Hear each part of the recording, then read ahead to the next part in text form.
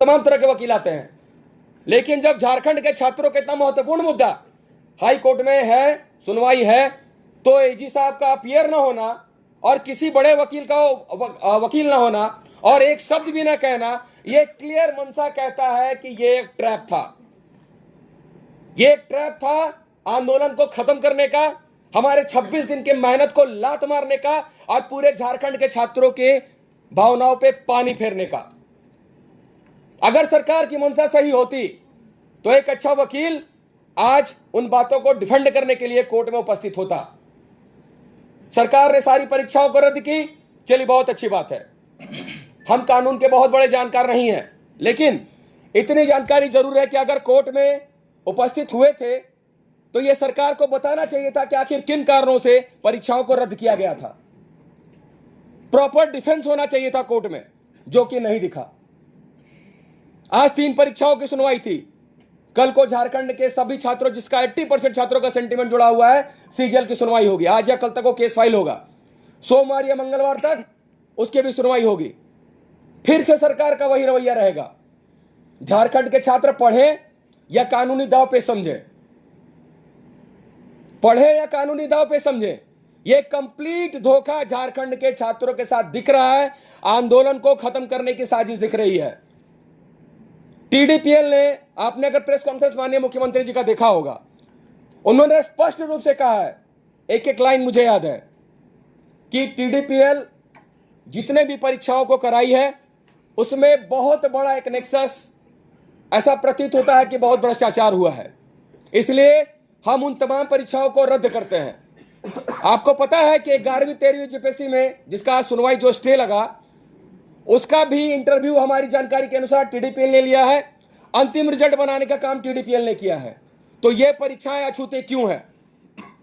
Supreme court के तमाम उदाहरण मौजूद है, हाई कोर्ट के तमाम उदाहरण मौजूद हैं, जहां यह बताया गया है कि अगर परीक्षा कराने वाली एजेंसी प्रक्रिया ही दूषित हो, वो सारी परीक्षाओं को रद्द किया जाना चाहिए। The whole examination should be cancelled. तो इस पक्ष को सरकार ने आज कोर्ट के सामने क्यों नहीं रखा? आज किसी बड़े वकील को क्यों नहीं रखा गया? क्यों झारखंड के छात्रों को बेवकूफ बनाया गया? क्यों हमारी मेहनत पे पानी फेरा गया? मैं पूछता हूं, क्यों? क्या अपने छात्रों को बेवकूफ बना के रखा है, बेवकूफ समझ के रखा है कि यह आंदोलन को खत्म करने का सिर्फ एक ट्रैप था? झारखंड के बच्चे बहुत समझदार हैं, भोले हैं। परीक्षा रद्द हुई, वो खुशी खुशी चले गए कि चले हमारी एक मांग स्वीकार हुई। हेमंत है तो हिम्मत है का नारा लगाते हुए गए, आप सभी मीडिया बंधुओं ने देखा। लेकिन ऐसा प्रतीत होता है आज के उनके किए अनुसार कि हेमंत है तो मुझे ये कोई बोलने में परहेज नहीं है कि दिक्कत है।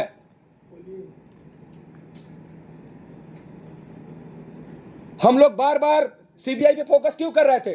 देखिए, ये लोग बार बार बोल रहे थे कि नहीं सीबीआई पॉलिटिकल मांग है, पॉलिटिकल मांग है, पॉलिटिकल मांग है। तरह तरह का नैरेटिव सेट किया गया पूरे सोशल मीडिया पे। हम लोगों ने वो भी माना कि चलो ठीक है, 2 महीना देते हैं सरकार को। और जो जुडिशियल इंक्वायरी की बात हो रही थी कि चलो रिटायर्ड 3 जज की कमेटी में या 3 सिटिंग जज की कमेटी में चलो जांच होगा, लेकिन आप देखिए नोटिफिकेशन में क्या इसकी कहीं चर्चा है? कहीं नहीं चर्चा है इसकी। एक फास्ट ट्रैक कोर्ट का अनुरोध करने के लिए लिखा गया है। यह अनुरोध पहले भी होता आया है। विधानसभा नियुक्ति घोटाले में आज तक वर्किंग कमेटी जांच कर रही है, क्या फलाफल निकला? मुझे बताइए, क्या फलाफल निकला? कहने को तो मैं यह भी कह सकता हूं कि डीओपीटी का 2023 और 24 का रिपोर्ट उठाकर देख लीजिए, सीबीआई का कन्विक्शन रेट क्या है। हम आपकी सारी बात को मान रहे हैं। बार बार आपके बातों में जो है, हमने फिर से जिस तरह से सीआईडी वरीय जांच एजेंसी ने जेएसएससी सीजीएल परीक्षा में क्या किया, यह पूरे भारतवर्ष ने देखा और आप मीडिया बंधुओं ने दिखाने का कार्य किया। उसके बावजूद भी हम उसी सीआईडी पे फिर से भरोसा करते हैं। तो हम लोग कितना टॉलरेट करें, कितना टॉलरेट करें? बार बार छात्रों के साथ ही धोखा क्यों? आज इस समय 8 या हजारों की संख्या जो इस प्रेस कॉन्फ्रेंस में छात्र जो इकट्ठा हुए हैं, तो कुछ कारण है। यह धोखा है, झारखंड के छात्रों के साथ धोखा है, कंप्लीट धोखा है। और अगर माननीय मुख्यमंत्री जी समझते हैं, जिस तरह से बार बार जितने भी अधिकारीगण थे, उन्होंने खुद कहा कि ऐसा आंदोलन हम लोगों ने कभी नहीं देखा। हम लोग हर चीज पे कॉम्प्रोमाइज करने के लिए तैयार हैं, उसके बावजूद भी लगातार धोखा पे धोखा मिल रहा है हम लोगों को, लगातार धोखा पे धोखा। जेएसएससी सीजीएल का इतना महत्वपूर्ण मुद्दा जिसमें क्लियर एविडेंस है, क्लियर एविडेंस है कि नेपाल में 2 दिन पहले प्रश्न पत्र के उत्तर मौजूद थे, कन्फेशन में मौजूद है। ये आप लोगों ने देखा। 2 दिन पहले परीक्षा का एक्सेस किसके पास होता है? क्वेश्चन पेपर का एक्सेस किसके पास होता है? परीक्षा एजेंसी के पास। परीक्षा एजेंसी जब कलकत्ता से क्वेश्चन पेपर निकला वेबल कंपनी से, तो कितने के पास गया, इसकी क्या गारंटी है? क्या गारंटी है इसकी? और ये मैं नहीं, माननीय मुख्यमंत्री जी ने कहा, मैंने नहीं, ये माननीय मुख्यमंत्री जी ने कहा कि बहुत बड़ा भ्रष्टाचार काम कर रहा है। लेकिन उसके बावजूद भी अगर माननीय मुख्यमंत्री छात्रों को और हम लोगों को बेवकूफ समझने का कार्य कर रहे हैं, तो ये बहुत बड़ी भूल होगी उनकी, बहुत बड़ी भूल होगी। उन्हें अगर लगता है कि झारखंड के छात्र फिर से अगर जमा नहीं हो सकते, तो इस भ्रम से बाहर निकलिए, क्योंकि झारखंड के छात्र, हम लोग अगर चाहे तो कल के कल लाखों की संख्या में झारखंड के छात्रों को बुला सकते हैं या रांची। हमने 2 महीने का समय बहुत सोच समझ के दिया था, आप ही के कहने अनुसार दिया था कि 2 महीने का समय दीजिए। अगर आपको लगता है कि सीबीआई मतलब इंक्वायरी प्रॉपर तरीके से नहीं हो रही है, तो सीबीआई इंक्वायरी हम रिकमेंड करेंगे। तो ये जांच का क्या भरोसा जब आप कोर्ट में ही तथ्यों को सही से नहीं प्रस्तुत कर पा रहे हैं, आपके वकील ही कोर्ट में उपस्थित नहीं हो पा रहे हैं। हम किस बात पे भरोसा करें? झारखंड के छात्र किस बात पे भरोसा करें? बार बार धोखा कि झारखंड का छात्र क्यों खाए, कि उसकी भावनाओं के साथ खिलवाड़ हो। आज अभय तिवारी, जो कि इनका जेपीएससी जेएसएससी का सरकारी दामाद है, उसने लगभग हर परीक्षाओं में अपनी संलिप्तता स्वीकार की है, तो फिर सब कुछ तो लूसिड क्लियर है। आप बड़े वकील की टीम लाइए। अगर आप लड़ रहे हैं, अगर दिखा रहे हैं कि नहीं परीक्षा रद्द की है हमने, तो आपका ये कोर्ट में भी दिखना चाहिए, लेकिन कोर्ट में कहीं नहीं दिख रहा है। आपके वकील तो बोल तक नहीं पा रहे हैं, आपके जो अपने महाधिवक्ता है वो तो पक्ष नहीं रख पा रहे हैं। आज राजीव रंजन जी का आप देखिए, किसी न्यूज चैनल में मैंने देखा, राजीव रंजन जो सरकार के पूर्व महाधिवक्ता हैं, उन्होंने ये बयान दिया है कि सीबीआई इंक्वायरी होनी चाहिए। देखिए कितनी बड़ी राजनीति की जा रही छात्रों के साथ। यही पूर्व महाधिवक्ता राजीव रंजन जी कह रहे थे कि नहीं, सीबीआई इंक्वायरी नहीं होनी चाहिए। झारखंड के छात्र जो है, जो हम लोग एलिगेशन लगाए हैं, ये लोग फॉल्स एलिगेशन लगा रहे हैं, कुछ कोचिंग वालों का है। और आज उनका वक्तव्य को सुनिए, वो खुद कह रहे हैं कि जांच गड़बड़े लग रही है और सीबीआई इंक्वायरी होना चाहिए। तो बताइए राजनीति कौन कर रहा है? राजनीति कौन कर रहा है, मैं आपसे पूछना चाह रहा हूं। तो सारा मिलकर लोग राजनीति झारखंड के छात्रों के साथ ही कर रहे हैं। और झारखंड के छात्र भोले भाले हैं, जो विश्वास कर रहे हैं, इस ट्रैप को समझ नहीं पा रहे और खुशी खुशी हेमंत तो हिम्मत करते नारा लगाते हुए घर जा रहे हैं। अब ये नहीं चलेगा। मैं अंतिम रूप से कहना चाहता हूं कि अब ये नहीं चलेगा।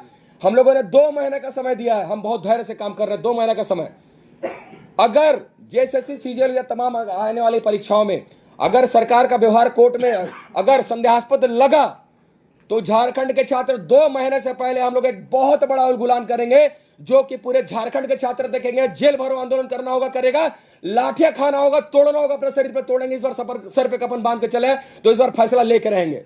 हर बात उनकी मनमानी नहीं चलेगी। और कल इसी क्रम में पूरे झारखंड के हर जिले के मैं छात्रों से, सामाजिक संगठनों से, जो भी इसमें आना चाहता है, मैं अपील करूंगा कि कल पूरे मुख्यालय में, राज्य के सभी जिला मुख्यालयों में आप माननीय मुख्यमंत्री हेमंत सोरेन जी का पुतला फूंकने का कार्य करें और उन्हें चेतावनी दें कि सुधर जाए, अन्यथा इस बार उससे भी बड़ा आंदोलन होगा, जिसे कोई भी ताकत रोक नहीं पाएगी। बहुत बहुत धन्यवाद।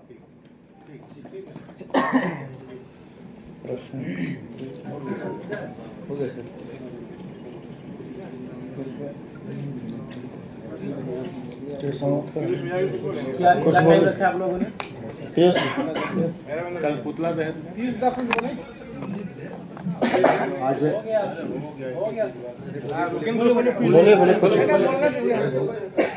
आज मैं खुद कोर्ट रूम में उपस्थित था। सरकार की मंशा वहाँ पे बिल्कुल स्पष्ट नजर आई। महाधिवक्ता नहीं थे, संजय पीपरवाल सर जेपीएससी के पक्ष रख रहे थे। वो जज साहब के बोलने के बाद खड़े हुए और सिर्फ मुस्कुराए। इतना ही पक्ष रखा गया छात्रों का आज वहाँ पे 11 to 13 जेपीएससी के केस में और एफएसओ के केस में। तो सरकार छात्रों के साथ छल क्यों कर रही है? साजिश करके एक तो हमारा आंदोलन समाप्त किया गया, या साजिश किया गया, ट्रैप में फंसाया गया हम लोगों को कि सरकार रद्द करती है, किस आधार पर रद्द करती है ये कोर्ट में बताने को तैयार नहीं है।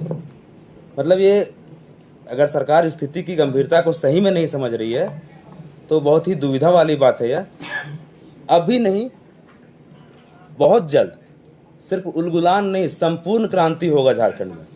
अगर सरकार इसी प्रकार से कार्य करती रही, छलने का काम करती रही अगर छात्रों को, तो उलगुलान और संपूर्ण क्रांति का नारा हम लोग देंगे।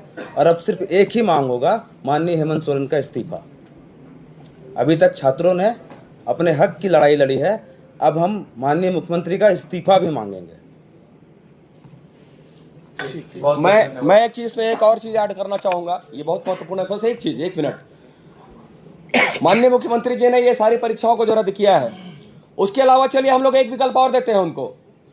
अगर वो कहते हैं शेर दिल सोरेन, उनके कार्यकर्ता उनके लोग कहते हैं चलिए हम भी मानते हैं शेर दिल सोरेन, अगर शेर दिल सोरेन है तो ये सारी परीक्षाओं का रिक्वेजिशन जो है वापस लीजिए। अभी तक याचना वापस नहीं हुआ है, और परीक्षा को भी रद्द नहीं करना, आप वापस ले लीजिए, हटा दीजिए, आप रद्द नहीं चाहिए। लेकिन आप सिर्फ सीबीआई और ईडी का इंक्वायरी दे दीजिए, हम सारे छात्र संतुष्ट हो जाएंगे, सारे लोग संतुष्ट हो जाएंगे। अगर ये हिम्मत है तो ये करके दिखाए, तब मानेंगे शेर दिल सोरेन। बहुत बहुत धन्यवाद। बोले